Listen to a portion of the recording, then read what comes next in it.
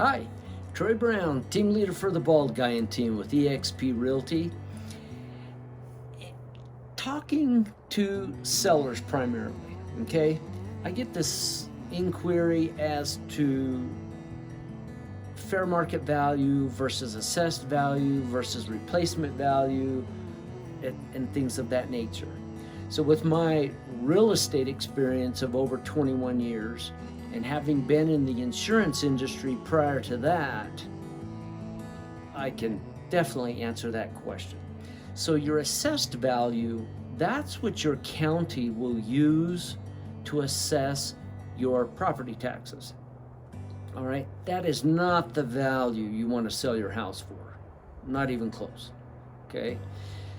And then there's replacement cost value. And that usually pertains to your homeowner's insurance, and what your insurance agent will use a replacement cost estimator, taking in the amenities, the year built, the square footage, the materials used to build your home and whatnot, so that they can be sure to insure your home for replacement value, so that if you have a total loss, they can rebuild new for old. All right, again, that value on your insurance policy, that is not what you're going to insure that's not what you're going to sell your house for, okay? Because on your insurance, they don't care what the land is worth, okay?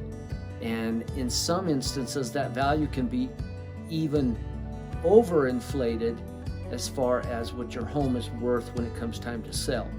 You're looking for your fair market value, okay? And I've got other videos here on my YouTube channel that you can reference to get better information on how to establish your fair market value, and I can also help you with that as well personally if you want to reach out to me. All right, take good care. Hope this was of value to you.